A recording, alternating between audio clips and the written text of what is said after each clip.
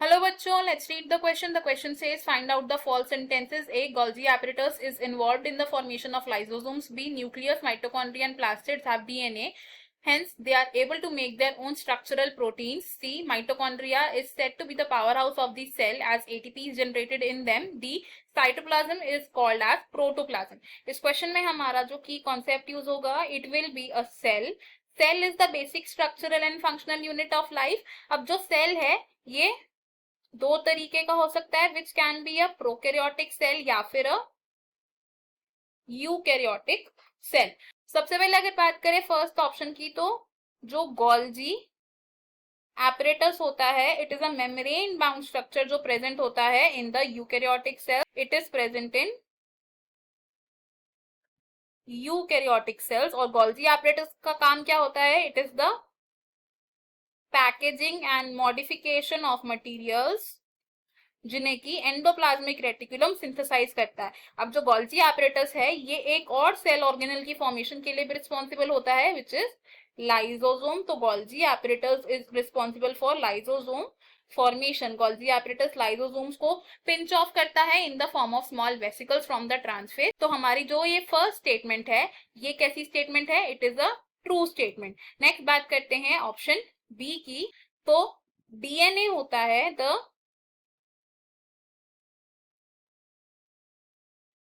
Deoxyribonucleic acid, जो genetic material होता है सेल्स का, एंड ये कैरी फॉरवर्ड होता है from one generation to next generation. तो इन अ सेल जो डीएनए है, ये कहाँ प्रेजेंट होता है? डीएनए प्रेजेंट होता है mainly in the nucleus of the cell, और साथ ही साथ यूकैरियोटिक सेल्स के दो ऑर्गेनल्स में भी ये प्रेजेंट होता है, जिन्हें हम बोलते हैं semi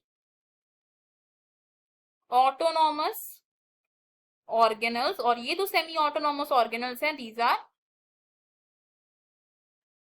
mitochondria and chloroplast, which are the green coloured plastids. अब क्योंकि DNA, nucleus, mitochondria and chloroplast तीनों में प्रेजेंट होता है, तो ये ऑर्गेनल्स क्या कर सकते हैं? They can synthesise their own protein से अपने प्रोटीन्स को खुद ब खुद सिंथेसाइज कर सकते हैं. तो हमारे पास जो ये बी स्टेटमेंट है, ये भी है एक ट्रू स्टेटमेंट. नेक्स्ट बात करते हैं स्टेटमेंट सी की. तो माइटोकॉन्ड्रिया होता है डबल मेम्ब्रेन बाउंड ऑर्गेनल जो यूकैरियोटिक सेल्स में पाया जाता है. एंड माइटोकॉन्ड्रिया का फंक्शन क्या होता है इन अ सेल? माइटोकॉन्ड्रिया इन्वॉल्व होता है इन एरोबिक रेस्पिरेशन में, एंड इसका मोस्ट इंपॉर्टेंट फंक्शन है, ये करता है एटीपी की सिंथेसिस. एटीपी है हमारी energy currency of the cell. अब क्योंकि माइटोकॉन्ड्रिया में एनर्जी करेंसी की सिंथेसिस हो रही है, इसलिए माइटोकॉन्ड्रिया को कहा जाता है द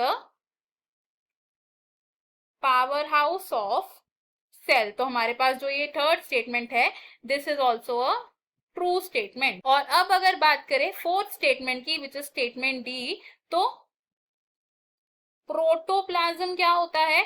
प्रोटोप्लाज्म को हम डिस्क्राइब कर सकते हैं as the living ground substance of a cell, जिसमें क्या क्या इंक्लूड होता है? Cell membrane, cell organelles, nucleus and cytoplasm of the cell. और अगर बात करें कि साइटोप्लाज्म को हम कैसे डिस्क्राइब कर सकते हैं, तो साइटोप्लाज्म होता है हमारा fluid material in the cell which is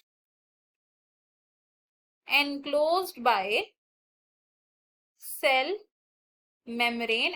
and cytoplasm में इंक्लूड होते हैं organelles except nucleus. So it includes the cell contents outside the nucleus. तो प्रोटोप्लाज्म को हम साइटोप्लाज्म नहीं कह सकते हैं. तो हमारी जो ये डी स्टेटमेंट है, it is a false statement. तो अगर हम अपने ऑप्शन देखें, आप इनमें से हमारी जो फॉल्स स्टेटमेंट है, ये हो जाएगी option D, option A, option B and option C wrong है. ये ट्रू स्टेटमेंट्स है क्योंकि हमारा फाइनल आंसर ऑप्शन डी होगा. I hope you have understood it well. Best of luck. Thank you.